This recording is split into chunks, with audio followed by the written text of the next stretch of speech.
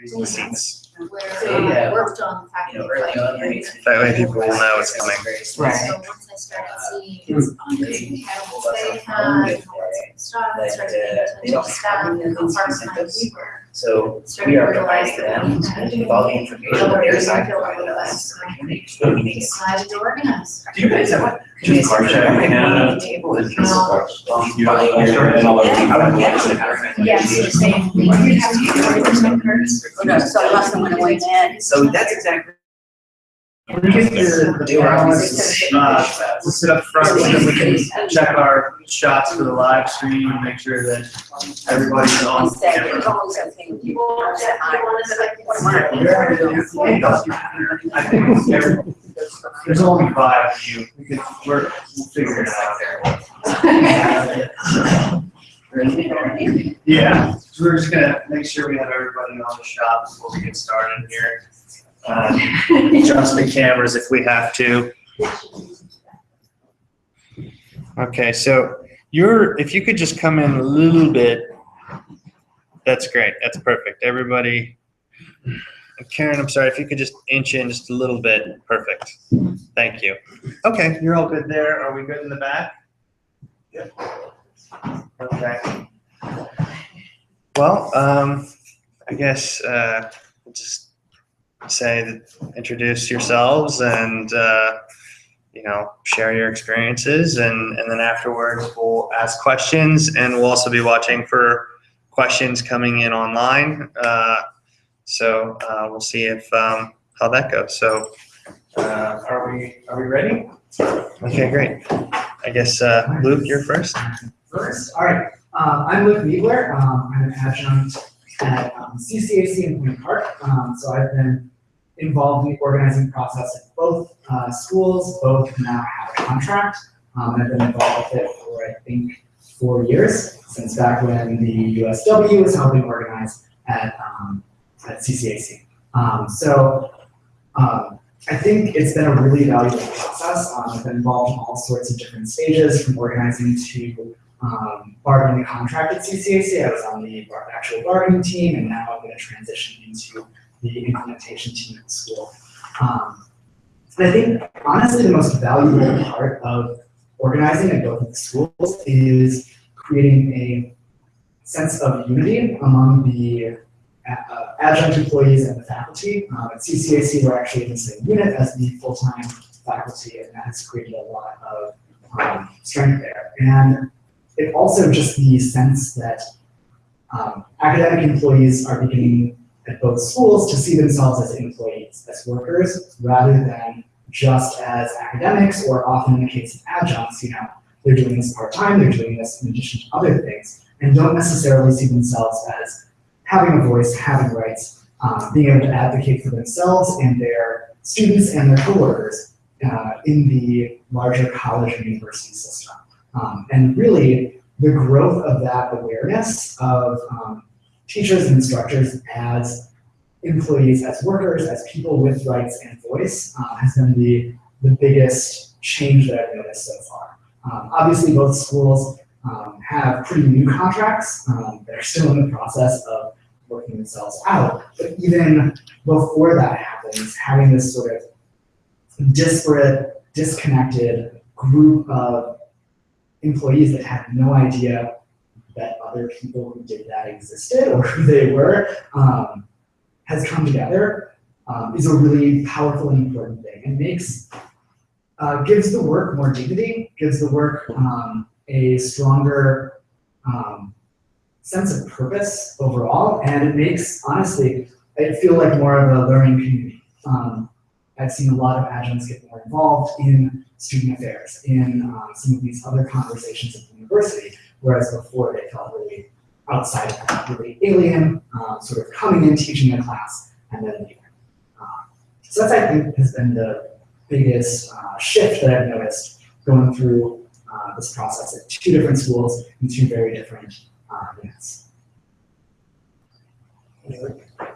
I'm Derek Bittard. I teach at Slipper Rock University. I'm a member of APSCUF, the Association of Pennsylvania State College University Faculty, which is the union faculty members in Apache, 14 schools in the passage system, including Indiana University, California University, Pennsylvania, and so on, all across the state.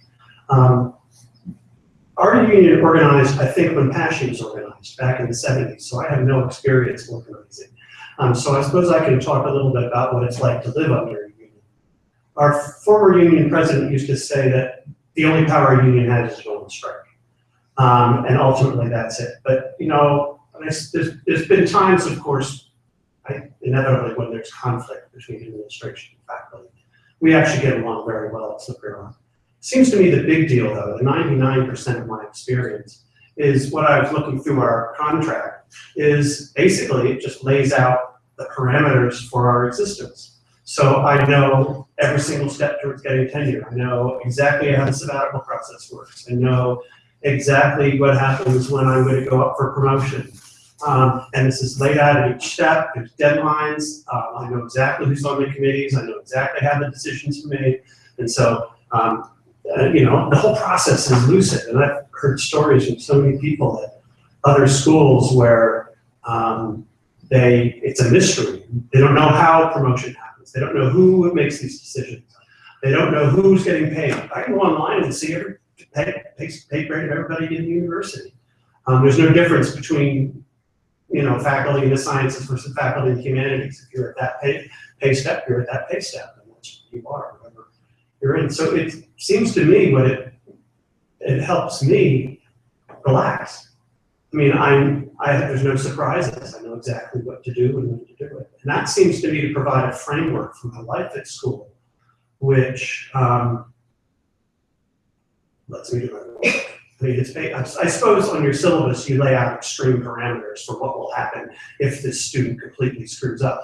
And I suppose that ultimately, you know, that's in the contract. If we absolutely can't agree, but that's never happened for us. We've never gone on strike. So I suppose that's what I'm going to do.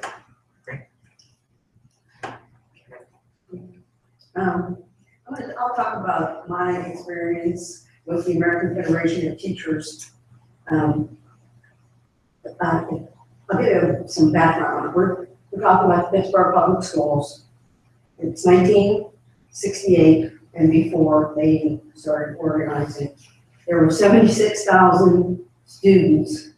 I don't know how many high schools and elementary schools. There weren't really middle schools yet. And Al Fondi was, and his group of men mostly, there was a few women, but they were mostly men, and they attempted to get the ability to form a union. So in February of 1968, I was student teaching and not yet in the Pittsburgh Public Schools. But at that point in time, they threatened them with jail. They had an 11-day strike, and it came to the morning of the jail day when a judge overturned it. But they did have Nancy Newman. She was one woman that was involved in, I think maybe, I don't think the other woman came in this group that was the impetus for it all. And I will say this too, that it was mostly the high school teachers. The elementary teachers were mostly women at this point in time, and they did not want to participate. Now, I have found my colleagues that are full-time women know the contract that are Robert Morris and know how to implement the contract when they get in any kind of a situation that they see is unfair. So anyway, eventually by 1970 through 76, by 70, it became legal to be able to strike. And they got a contract. By 1976, we had a full contract. The contract, though, is a book. The book was published. Each school, and now since it's many, many years, about 40 years later, each school does have a building committee, which is important, and building representatives. And there are strict grievance procedures, and but there's also things like the pay scale. They're involved with the pension. They're involved, the AFT is involved with the legislators. They're in there. And so it's a huge operation. But for the individual people, it is a good job somehow, was a good job. We had health benefits, we had pension benefits, we had good salaries, and we had major opportunities to participate in growth and development. I participated in a program for a month at Union University and the Welch Institute, and we had professors take us to and have we had lectures and discussions with people who were directly involved with like immigrants and immigrant research, and they took us to places in Philadelphia, all around this topic, and we had original sources of things. So it was a big deal. But, and people, the men who started it, there was enough of a collection to have a force, and it just got bigger and bigger too. And then now, of course, came to the point where you have to pay a certain amount of union dues to be in the union. But I will say it definitely creates a nice life. I am grateful to Al Fondi, and he was the major impetus. He was tough, but he had a good sense of humor. I think he did the right things, and it does make a difference to thousands and thousands of folks going forward that you have had a good career, enough money, enough retirement pension. So I think that people, I don't think those days necessarily have to be gone. I think people just have to stand up, and it matters how many stand up. Because the more of you there are, the more power you have. So even if there was connectedness between schools, that would be unfair. So, I don't see any other way for an employee to be, if there is a union when Jeff came by, like, I said yes. Working 40-some years, 46 years, I don't know how many years, but I knew that that's an important thing to do. And not even so much, one of my colleagues said, well, yeah, you would do that, you don't have anything to lose, but it isn't a matter of that. But it's a matter of like, certainly sticking together, understanding who you are, understanding what a person's employee and employer relationship is. So, go union. Tell us your name, I'm sorry. Karen Rosales. Karen. Okay. Hi, I'm John McCarthy. I teach at Robert Morris University. I've been there 11 years now.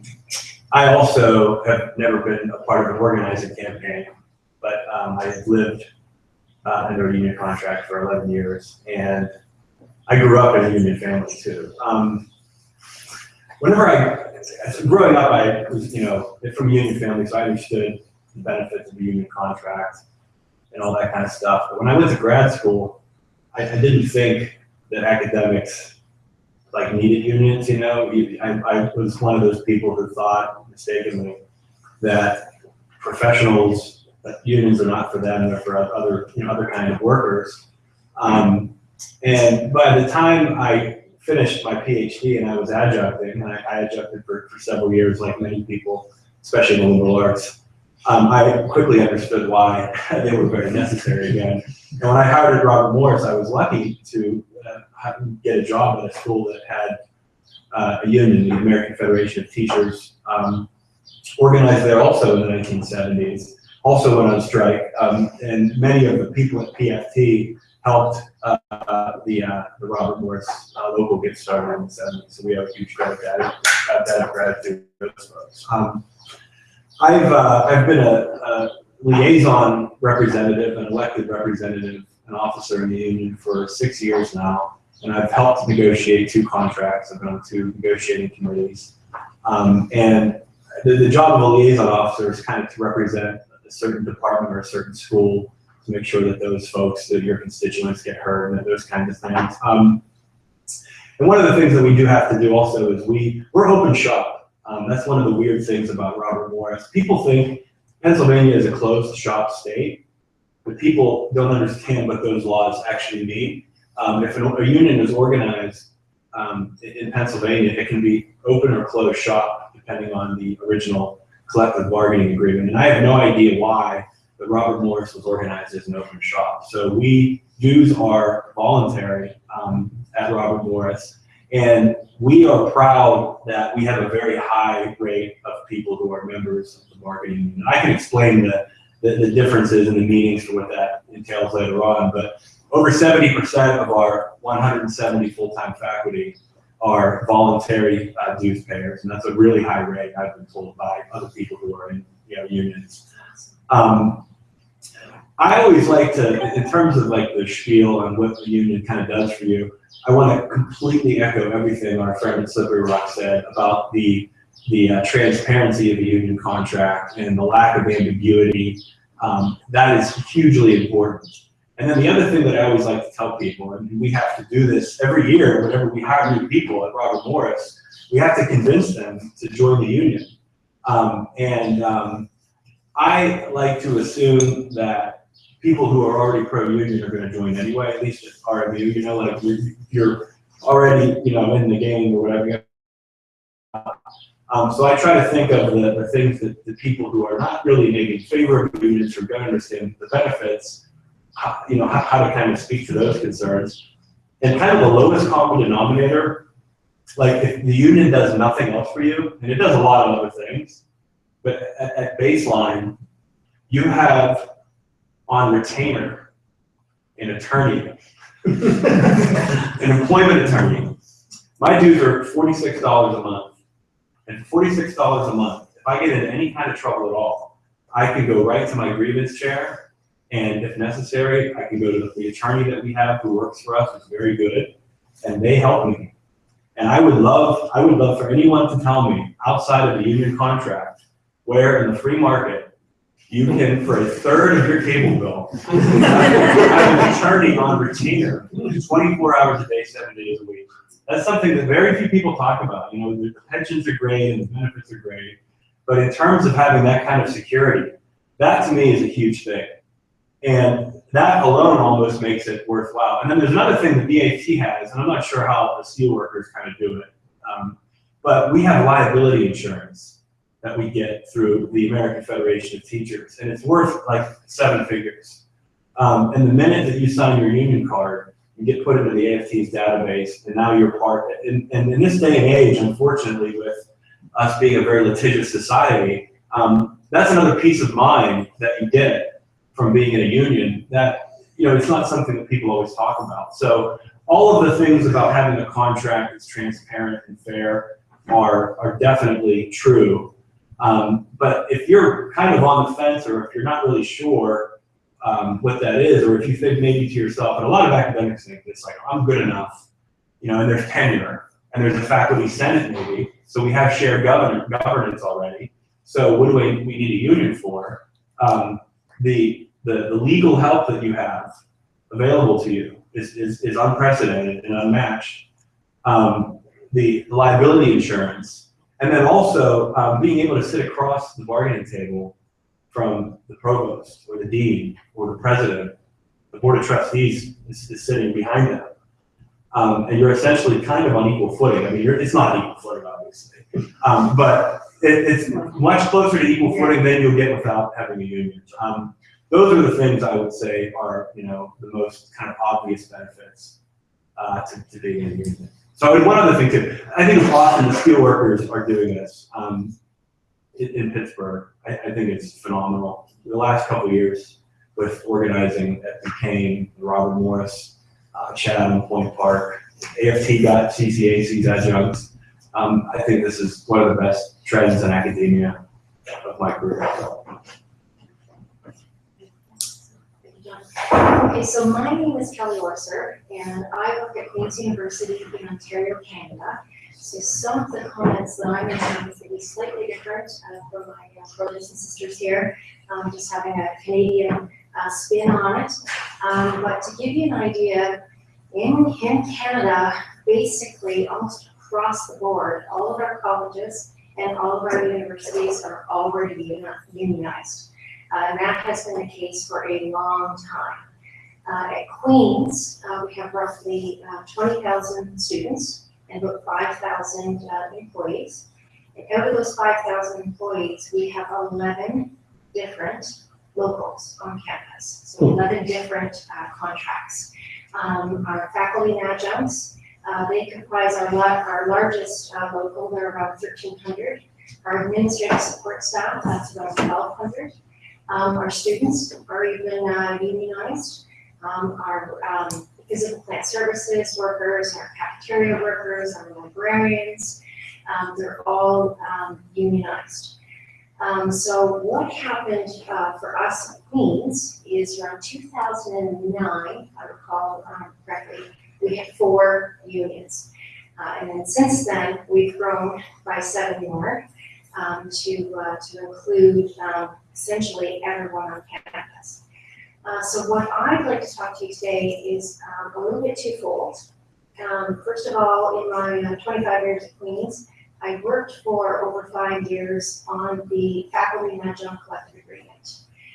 They unionized back in 1995. They have a sizable contract. It's over 300 pages.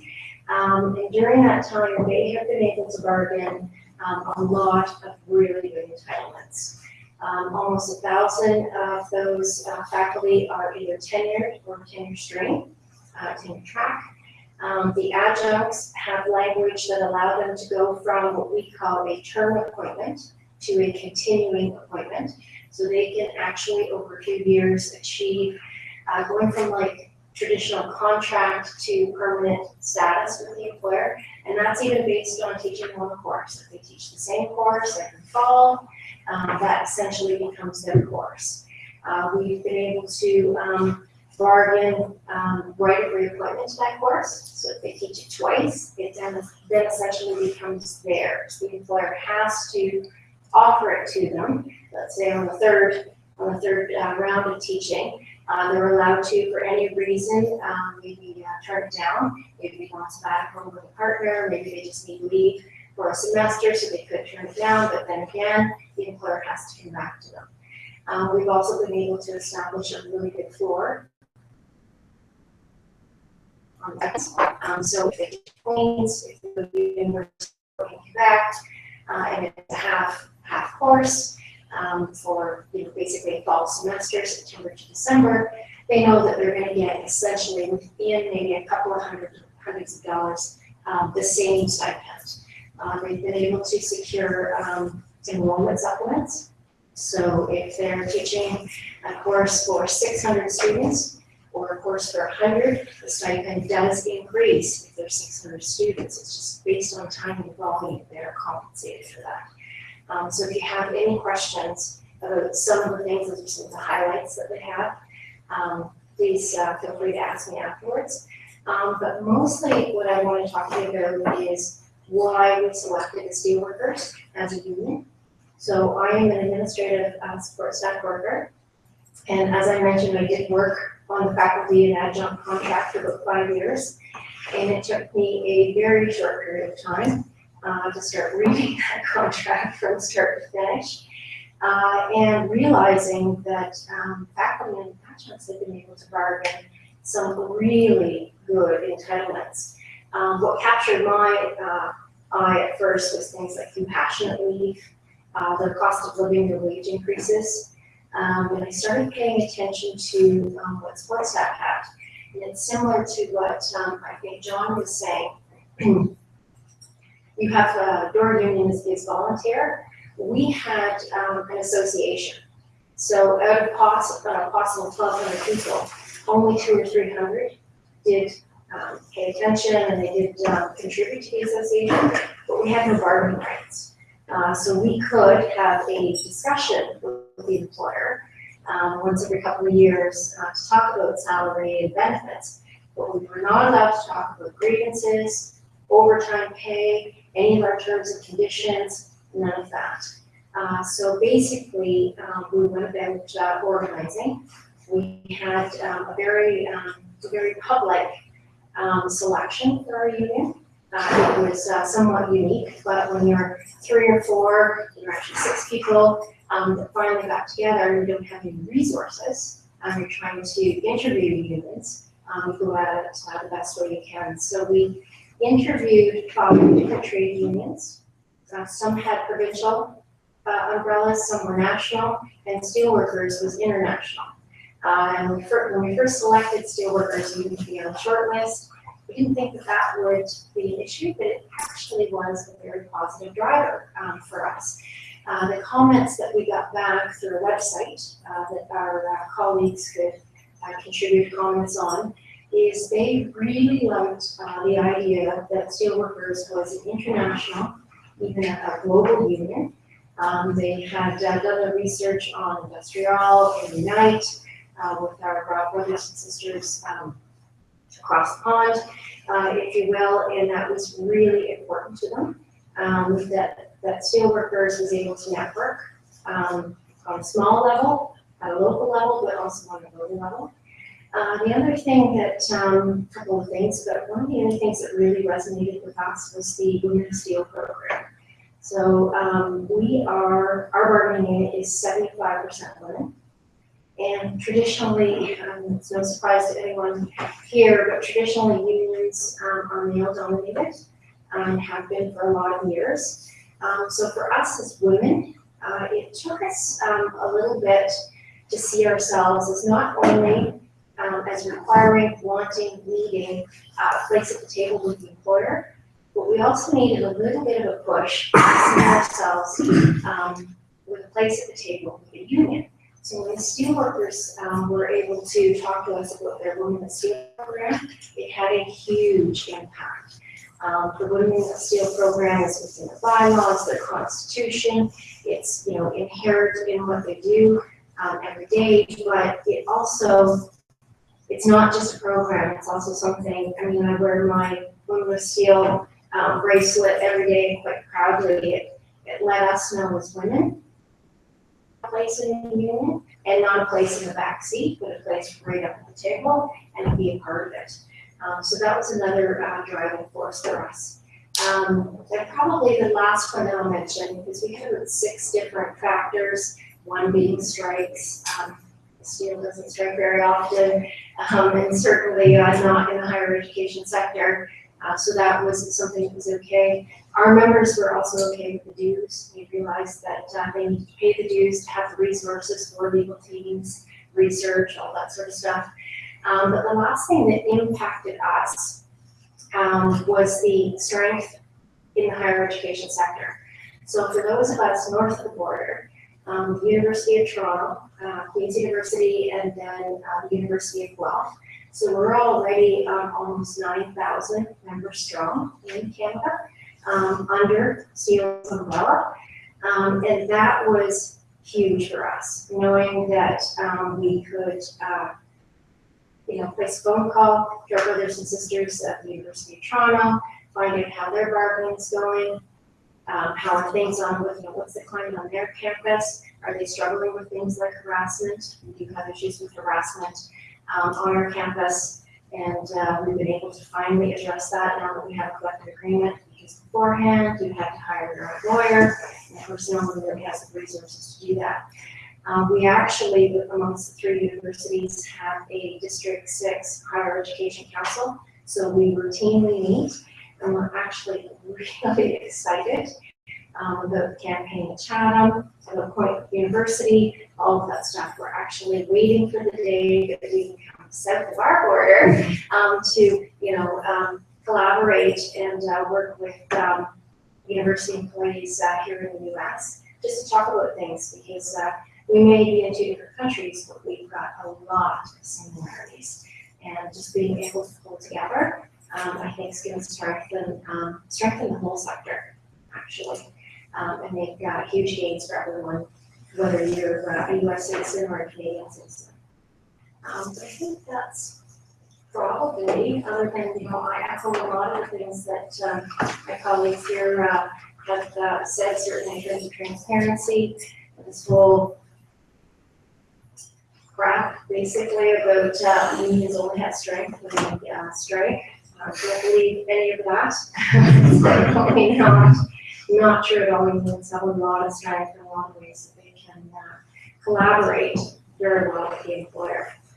So I think that's all I wanted to mention. All right. Well, I guess we can start with the questions now. We have some viewers online, and so if we can start with one of theirs. And one of the first ones I see here is, how does serving on a faculty union organizing committee or in other union roles factor into your workload? Do your institutions count it as part of service, or is there another way to keep it from becoming an addition to workload? That's a great question, and one of the best things about us finally having a contract at CCAC in Point Park, because up until that contract, it was volunteer. Except for a few instances where USW or AFT were able to hire a couple of the members of the organizing committee, up until actually having that established union, it was a volunteer basis. Now that we have the contract, once again, going back to the transparency issue, there are set stipends for doing all of these things. There are pathways for election to different posts and compensation, which is awesome. I'm not gonna lie. There are certain positions in the union leadership that require an enormous amount of time that you're not gonna get compensated for. Our union president puts in an enormous amount of time. But the thing about having a union is you can kind of be as involved or not involved as you want to be. It's really democracy. There's elections. When a lot of people, what they do is they pay their dues and they mind their own business, and they don't really get involved. They go to the ratification meeting, they vote for the contract, but then something happens to them that's unfair, and that kind of inspires them to get involved maybe a little bit. I think that's kind of, I got involved because I just like, whatever. But that's really kind of the thing. At Robert Morris, we don't get any extra pay for being an officer in the union. The only thing we do get is when we do our faculty annual report, you get to count union service as part of university service, which I was told is kind of a big deal, but it's really just a line on an annual report. But that's a really important part about having a union is that it requires a lot of effort. Not just the organizing is an enormous amount of work, obviously, but then cultivating the contract and listening to the constituents and doing your due diligence with grievances and all that kind of stuff. It's a lot of work. It takes a lot of commitment, but it's really worth doing. There's always a payoff. The payoff of a really good contract or winning a grievance. God forbid something goes to arbitration and you win that. So that's the thing is that it is a lot of work, but I think it's fulfilling. There's definite rewards to it that are not always monetary. Question, have you perhaps explored what is the gender gap differences in salaries among institutions that you're in and that are unionized? And is that perhaps different from perhaps other universities that are not unionized? I would look at the carnival.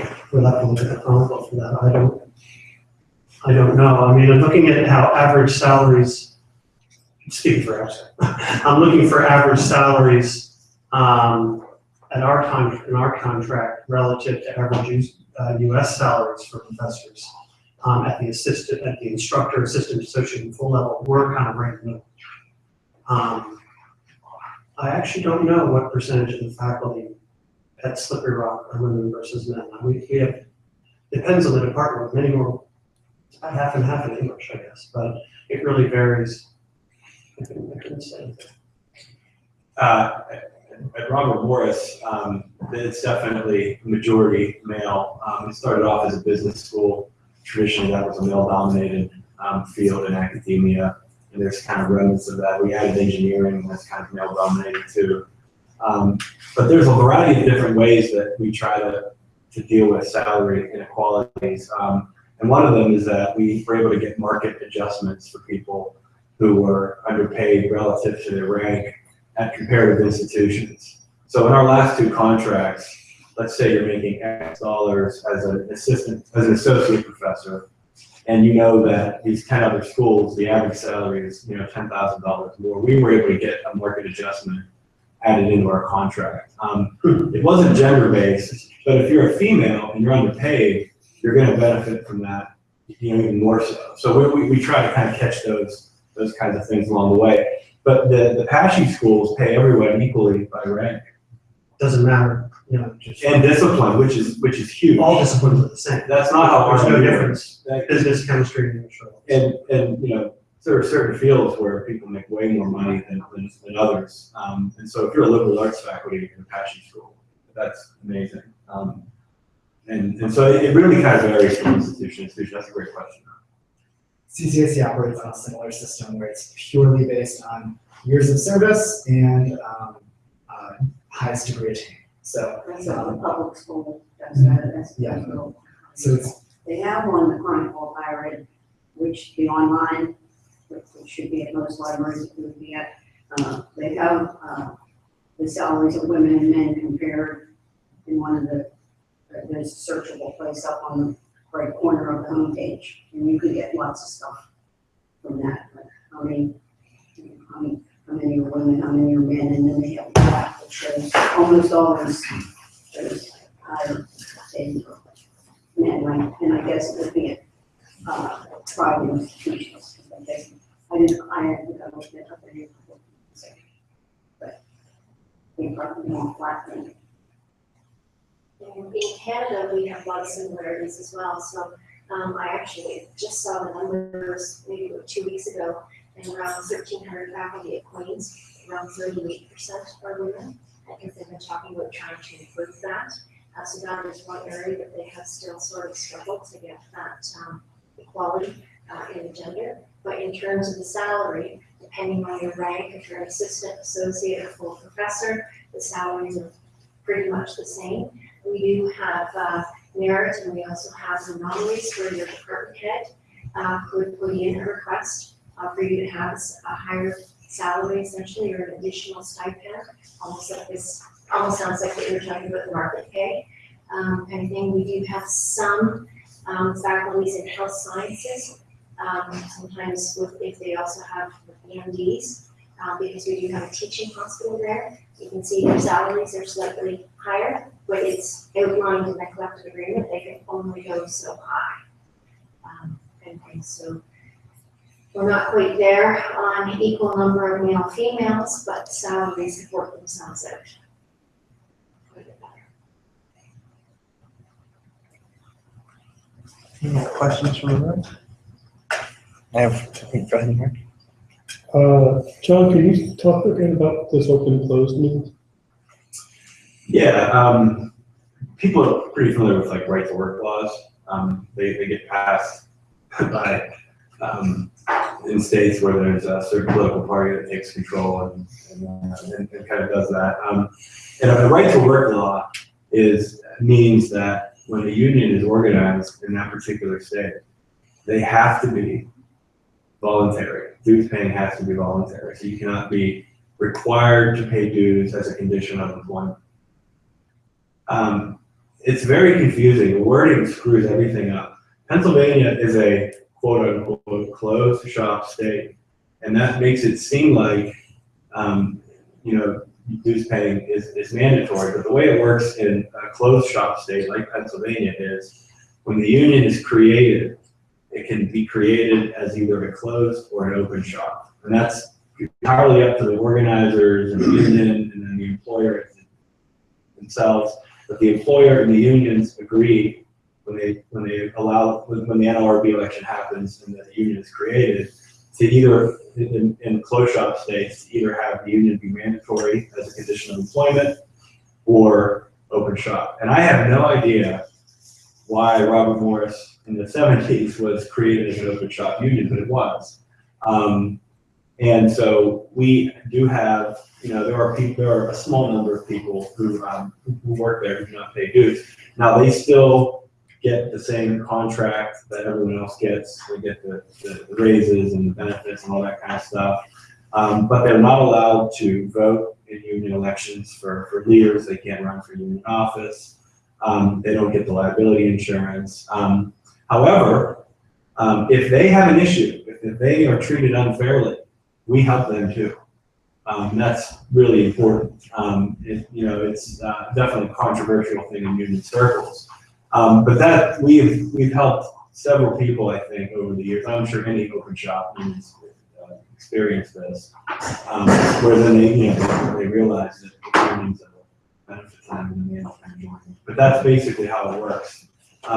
It's a legal kind of a thing that happens when unions first created. And I honestly, I did not know that there were open shop unions or in Pennsylvania until I got hired on here. We're really proud of the percentage of people who are part of our bargaining. I hope that was more helpful because I know it is very confusing. And the wording of these laws actually makes it, I think, even more misleading. I'll do two quickly from the website because one of them is it seems like you're all at public schools. In fact, John in the middle there is at RMU, which is a private school, and Luke is also at Point Park, which is a private school. So that's an easy one. This one is assuming for the moment that we are all convinced of the overwhelming benefits of organizing. Could you tell us what drawbacks or problems we should anticipate and prepare for? A drawback in the organizing process or a drawback? I'm assuming, if you having a union, what would you see is a negative? Is there a negative that you can think of that would? Go ahead. I'm going to come back to the same time. It takes a lot of time. Now, it's organized differently in different schools. The president of our union is given, we have a 4-4 limit up there. So the president of our union is given one course from each school. Now, that's the administration does that for them, right? They're actually giving the union the sense of right that way. But very few of the rest of us have any at least time. I was head of my department curriculum committee. All the curriculum committees, we change, department courses and so on, are all union elections, and that's taken me up at least one more course, some terms. Yeah. It's a lot of work. Now again, we have a very big union so we have about 400 people there, I think. About 80 or 90% are in the union. At our campus, we have the highest percentage of any, I think, in the Apache State systems who pay dues on our campus. And not everybody is part of it. Not everybody goes for elections. It is counted as service. I bragged about it on my promotion applications about how much time I spend on those service. And then, every committee on the way up is ABSCO members, so they make recommendations to the administration, who then decide whether they can give you a higher promotion. It takes a long time. I can't think of any. Well, all the romance about it's people banding together, collectively working toward a goal, brothers and sisters, locking arms, all that kind of stuff.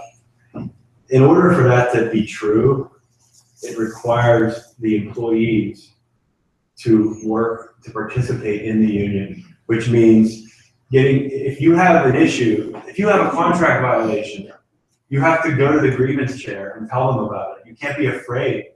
And that happens a lot. People are like, oh, this is really unfair. Oh, that's a violation of contract. We should grieve that. I don't want to cause any trouble. That's not causing trouble. That's like standing up for your rights. And if people don't get involved, then the union won't work. The union is not, Jeff is awesome, but the union is not the staff people and the reps. It's the employees of the university or of the workplace. And they're the ones who, if they're going to have power of any kind, they have to participate. And that requires an enormous amount of time. It just does. That's not romantic. And you're not going to get paid extra for it. You're not going to, there's not a lot of specific benefits except for making the union actually work. So the unions will not work and don't work if it's organized and then nobody does anything. You have the contract and you just sit around. They'll violate it every chance they get. It's like the tree falls in the woods. Does it really fall if no one hears it? If somebody violates the contract and it's not agreed, it's not violated according to them. They'll do it again and again and again. And my employer is terrific. I have a great experience. But that's just anywhere, any workplace in America or Canada or anywhere else. So that, you have to get involved. It does matter, big numbers. They don't all have to participate, but Huge. if Robert Warner's adjunct and see that 95% of the adjuncts, that would be like the thing to do, and they would not all have to participate at the level that some people did. Absolutely. The numbers are, The- to run it takes a lot of work. We did reiterate a point that's been made earlier about changes in the profession. The professions, I got hired in '97, and I thought I had a hard time in the job market, and I did. But it's worlds worse now. Yeah. It's just appalling. Especially for them. And I mean, the universities will treat us like widgets. And that's fine. I can accept that, but I don't want to be a widget all by myself. They will trade me in and out. And I went to small liberal arts universities where I thought I was going to go into an organization where I'd be deeply devoted to the institution, and the institution would be deeply devoted to me. And no, they would let me go because of the money that I cost them if they could replace me with a certain amount of adjuncts. They've got you're not going to shed tears over that. So I don't feel that, I don't know where I'd be without it. And coming from organizing adjuncts, that fear is a major hurdle, and just the time and mobilization is really difficult. Getting a critical mass of adjuncts in one room at one time, as many people in this room know, is nearly impossible. They're all working multiple jobs, working in multiple schools, often have childcare obligations at varying times, and just that fear of being replaced by an adjunct. For an adjunct, they don't have to fire you. That's one of the things that we were fighting for. And I'd always tell people, we're fighting for the right to be fired. For them to have to tell us that we're not going to be brought back. We were literally fighting for the right for them to have to say that we weren't working there anymore, instead of just not sending out that letter.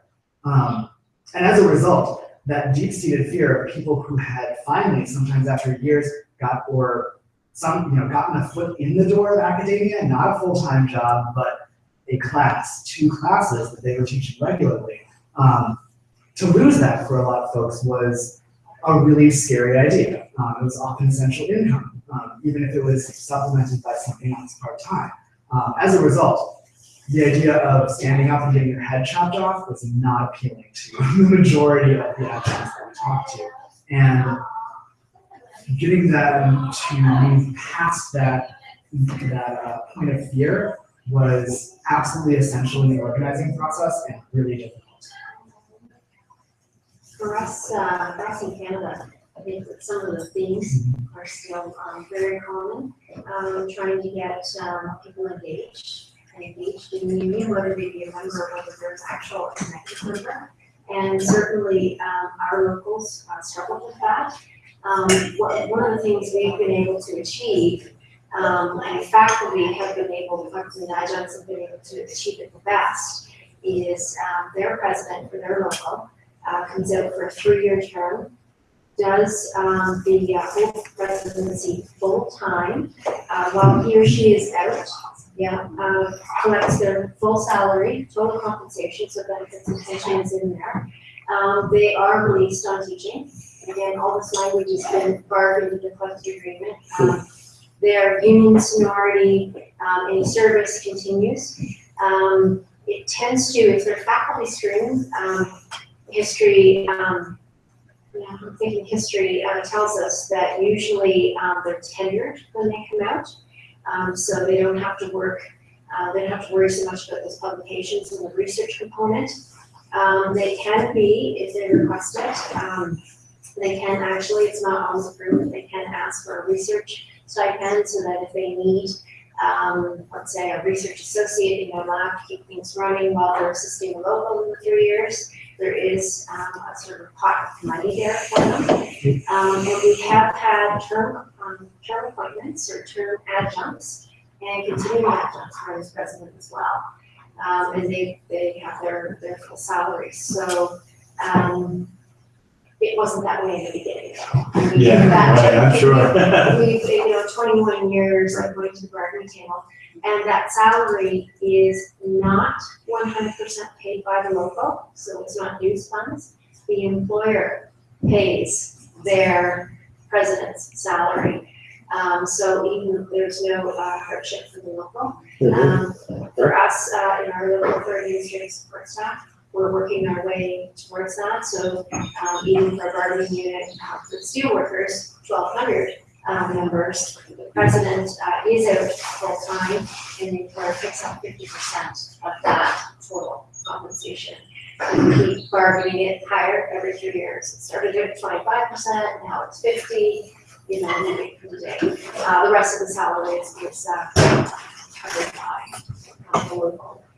But yeah, it's in terms of workload and being able to get back to your job and not lose any ground while you get out, providing service for your colleagues in the local. It's possible to bargain that language.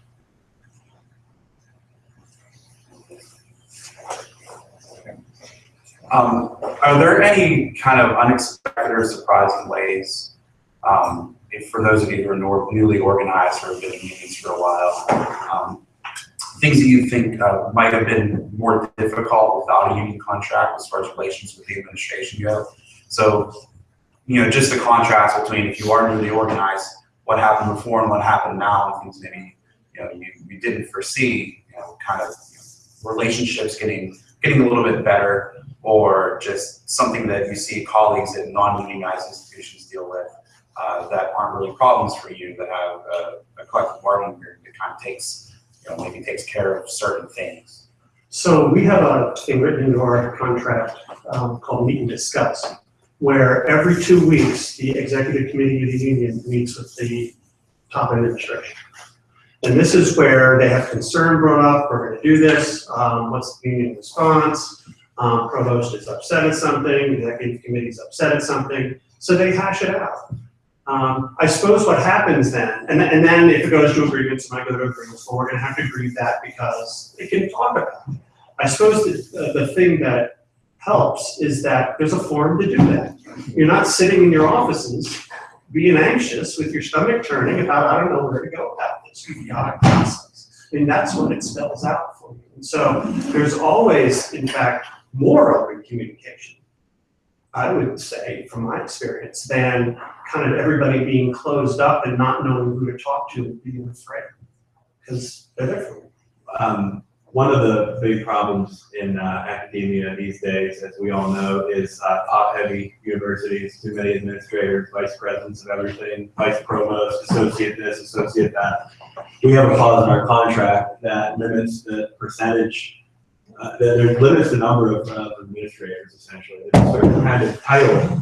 So you can't exceed a certain percentage of the full-time faculty, and so it's a percentage of the full-time faculty, whatever the language is. But I mean, that's not at a non-union university, right? I mean, never heard that. So we get this. They have to tell us. They show us a list, and we count it. And if they're over it, they can't be. They're literally not allowed to be. So that would be a really obvious one. And again, Exactly right. There's a process. You're sitting in your office, you're having a problem, you're in a non-union workplace, you call your friend, you might talk to your department chair, it may or may not get resolved. And I'm not competing against those Right. faculty members either for whatever my problem. Right. And you go right to the grievance chair if you're a union, and there's a legal process. And they're required by law to resolve it. Like it goes to binding arbitration eventually. I mean, it rarely ever has to go that far. And you know, if you're in a non-union workplace, this anger is going to stew for years, and then you hear these like huge lawsuits, $10 million lawsuit for that.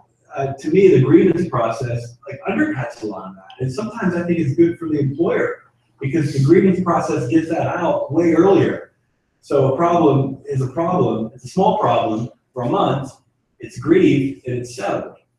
And even if it's not settled to your full, whatever, like happiness, it's still settled.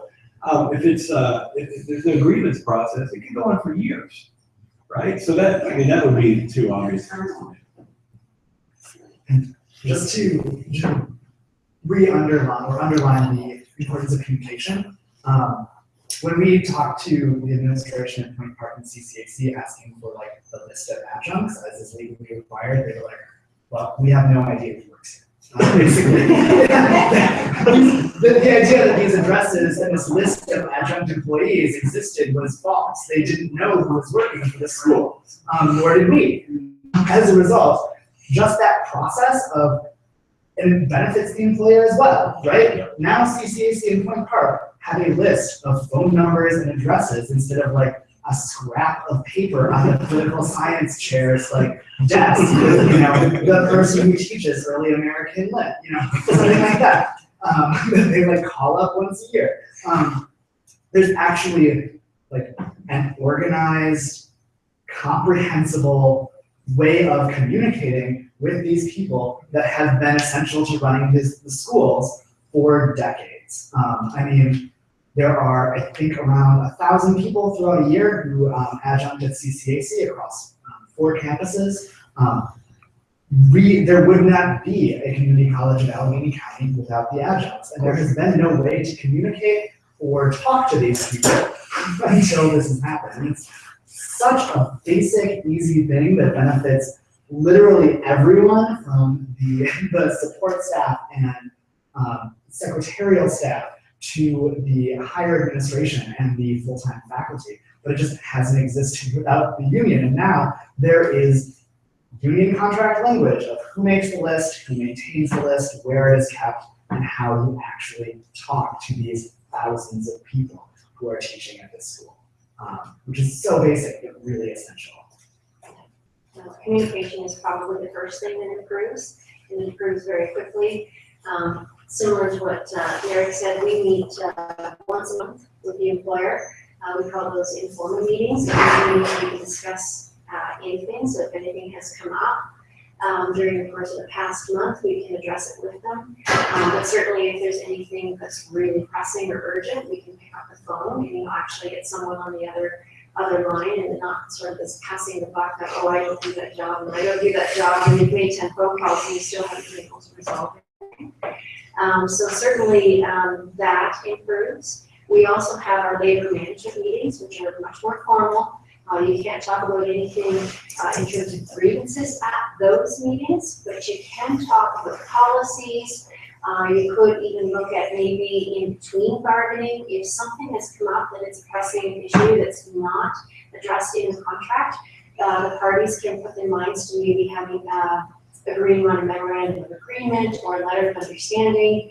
Often for us, those may end up being included in the next round of bargaining, right? So if anything catches you in between and you can't wait 2 years until your contract expires, you're able to have that two-way communication again, but in the form when you're non-unionized, you just can't do that. You don't even know who you're supposed to be talking to half the time.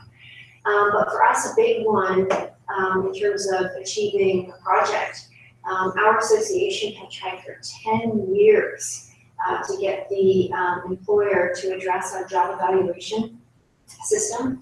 So we have been, all of our job descriptions were being evaluated. So again, this is administrative support staff, but all of our our job descriptions were being evaluated and created on a system that's 25 years old and not pay equity compliant. So we have pay equity legislation in Ontario for women, supposed to be pay equity compliant, and they, were creating our jobs and evaluating our salaries on a system that was 25 years old. So back when we used to type on typewriters with email, did not exist, kind of thing. And then they were not pay equity compliant. So using this old system, they were actually breaking the law. But after, we could not legally complain to the pay equity board because we had no legal status of any type, being just an association. The moment we certified and unionized, boom, they listened to us. So it's a long-term project. We're in phase 2 of it. It's, there'll be 3 phases. But we bargained the first phase, got through it, bargained the second phase, and we're working through that. With the third phase is when the employer will actually pay out and adjust in terms of pay equity and get those salaries. It does take time. 1,200 new job descriptions is a huge undertaking. But now, because we unionized, they have to do it, right? So it's one, that's one of the benefits. But I want to say one thing, the PFT has a huge political action committee to this day and from the beginning, and they constantly look at the state law because the laws are the underpinning for what's going to happen. And they started with like the right to strike and then all the different things, and they always have their eye on that. I mean, it's like a wing. Anybody else in the crowd? I have one for you from the internets. Have you seen specific benefits from organizing for your research work and research agendas? We have a research course reductions. We're a 4-4 teaching level, so but a while ago they negotiated course reductions for research that you can get. It's Robert Morris is kind of a funny school in that it's bigger than like a liberal arts college, like a teaching college, but it's not nearly as big as like Pitt or Carnegie Mellon or even Duquesne. So there's that, like, you have to teach in research, teacher scholar model kind of thing that can be kind of difficult, especially to negotiate. There's always issues about how to define that too. But that was a really huge thing for me personally.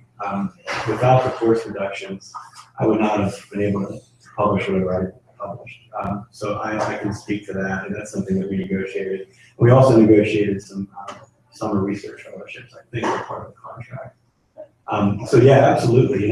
It's kind of like the contract is what the workers imagine, right? I mean, that's what you kind of start with.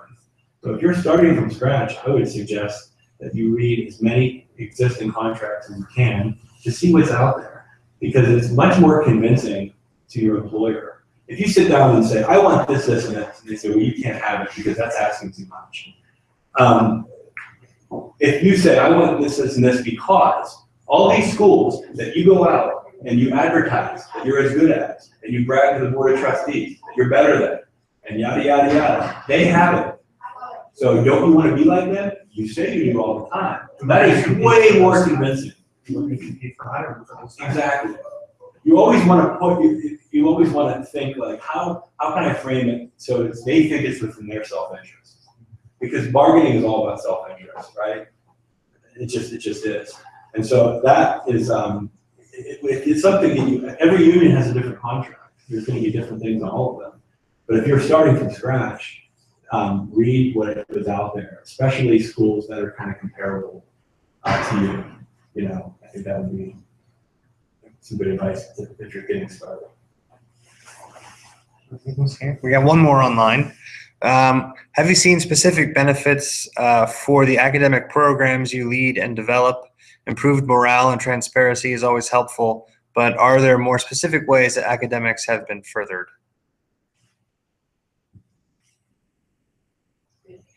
Certainly for our contract for faculty and adjuncts, if the department head asks a faculty member to lead chair the graduate program or to create the graduate program, they are able to get, as we're talking about, this release time. So they're able to spend that extra time working on the academics. Now I know some of our term adjuncts, they also get additional stipends to create courses.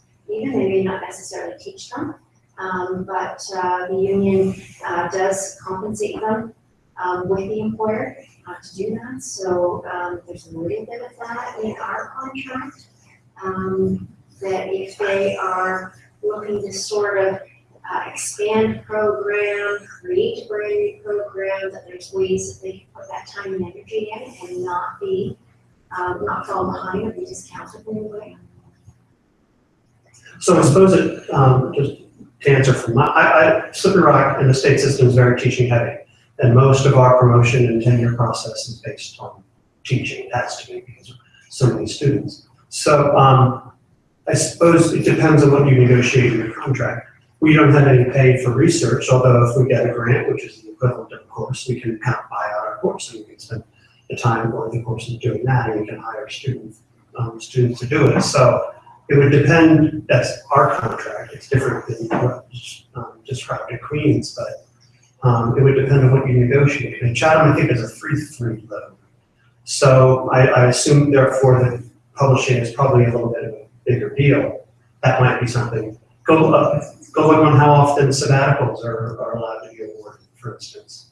Class size. If you're talking about teaching quality, that is something that you can. I mean, that's in research. Right. If it, like you can. I mean, let's just say that there are contracts that exist that limit the number of students who are allowed in the class. Right. We all know that the quality of teaching. If we're talking about quality of teaching, one of the quality of teaching, the quality of an academic experience is directly correlated to the size of the class, right? The smaller the class, the better the experience. And so that would be one thing that you could at least theoretically target. And I know every contract's different, every circumstance is different. But in terms of like what exists in union contracts and how it improves teaching, that's one that comes to mind. And that may be a difference between private and public union contracts, because I believe at CCAC we're not allowed. Yeah, that we're might be legally allowed to right. Bargain, because that was part of management's sort of right to set the work. So we at least weren't able to necessarily set that sort of stuff. And then on the other side of that, I don't know if you guys ever talked about this, but private universities are limited by this weird Supreme Court case from 30 years ago, Yeshiva University in New York City, where basically the Supreme Court defined faculty as management. And so if you're this only applies to private universities who do NLRB stuff. If you're a state employee, you go through state laws. You are not allowed to do management like things as part of your job. Like technically, that's how it works, and you always have to be. So that's one of the things that we kind of talk about sometimes, is that we have to kind of be careful crossing that line. If you're at Robert Morris and you become the director of something, you leave the bargaining unit. And then you go back in whenever if you do it for a couple of years, and then you go back in the bargaining unit. So that's kind of another thing that's weird about the difference between private and public universities. And so back to sort of the improvement of teaching, the learning environment. One thing that I think is great for adjuncts, we have a lot of those sort of segments for creating, adapting new classes, that kind of stuff. Course development. Right. And additionally, one thing that's great is getting back to the communication, that kind of stuff. Now we have orientation. We have forums and ways that are set up to explain to us how the school works. Previously, many adjuncts, many colleges and universities don't necessarily get any training on what happens if you have a student with a learning disability. What happens if there is a fire? That's sort of like basic information that can help you very genuinely. And it took me I've been teaching at CCAC for 5 years. It took me a really long time to understand all of the differences between the tutoring center versus the learning commons and all of these other things that are available to students and really essential for student learning. I was actively involved in the school for much of that time. It took me a long time to learn that, and having sort of a means of communicating with at many schools, the vast majority of the instructors, especially at the introductory level, is going to make a huge impact on student success and student learning. When you have a teacher who has been there for 3 years and knows one person in the department who's their department head, who talked to them once 3 years ago, that's not going to allow them to really access all of the amazing student supportive services, all of these things that oftentimes these students, particularly if they're older, particularly if they're not from a family that they're sort of a first generation college student, all of these vulnerable populations, if you're an instructor for that first level composition class, that first level history 101 class, doesn't know that there's a tutoring center, they're not going to be successful. And bringing adjuncts and bringing the faculty into a greater and administrative support staff, all of these people into this conversation and having a vested interest in the future of the school and what's going on at a deeper level is only going to make that environment better and more successful for students as So well. on their own, the administrators never put that together, or are they just taking advantage of those teaching costs? Yeah. That's pretty bad. Any other questions from the audience here? No? Okay. You mentioned how much time it takes. How do you go about convincing people to spend that time and energy? It goes into their tenure and promotion files. It's part of service. And what we encourage, I'll just jump in. What we encourage people to do is to write it up. You know, when I put in my promotion files, this is a very light work committee, this is medium, this is very heavy, this is how many hours, this is all the stuff that I did, and here's a list of all the paperwork, and you know, that's part of service. I would also think at the beginning of an organizing campaign, I mean, if I was blown away by how much work it is when people do these campaigns. I'm really humbled by it. And so if people are willing to put that much time and effort into organizing, I have to think that a lot of the folks who are part of the organizing are naturally going to, in cultivating a union's success as officers and representing their fellow faculty at the beginning at least. So if the question is like, how does a newly organized union get its members to be engaged? I would think that the organizing process itself is very engaging. And so hopefully there would be a lot of people who would kind of step forward in that sense. It's different for us because, you know, we've had unions for a long time. So it's kind of, you know, it can be a challenge sometimes to get people to be engaged. And you have to do some cajoling and talking to people and asking them. But also, you know, like, you have a problem that they feel they need to resolve, and they realize the best way to do it is through a union, and that gets them involved too sometimes. So it can kind of be a very, you know, right thing. The adjuncts are working all over the clock. You know, Oh, absolutely. They have just two little faculty offices there. Right. And that's, I mean, it is a good idea just to have a union for social reasons, as you mentioned. Like how I did that, that's a start, if nothing else. Yeah. Pizza and beer is essential for getting people to show up. That's That's a strong motivator to get people to show up to. And we organized recently, and much to what John said, that organizing campaign, that process, you'll find people that are engaged, but what we also found is the next phase, bargaining. People will come out. So they'll want to be interested in what's in the contract. They'll want to talk about what issues and concerns they have. And what do you see them face to face all the time? If you have a public info session or like a town hall to talk about bargaining, talk about issues, or what do you do, even an online survey? Because a lot of these people are coming and going. They may or may not have offices on campus. Certainly, like some of the adjuncts, you know, you'll find that if you put stuff in the bargaining surveys and whatnot, are you willing to help? Do you want to do this? You know, people will kind of come out of the woodwork. We follow the wave. Well, I guess on that note, we've gone through all the questions online. If there's none in the audience, I guess we'll just say any final thoughts. Sign your card today, ASAP, don't hesitate. I'm very glad that the adjuncts and the full-timers in Chatham would be in the same bargaining unit, is that correct? I think that's huge. I love that. I think the state system's unions are much stronger as a result of having them together. I would love for other schools, I'm not gonna say who, to have that situation too. I think the adjuncts especially will be empowered.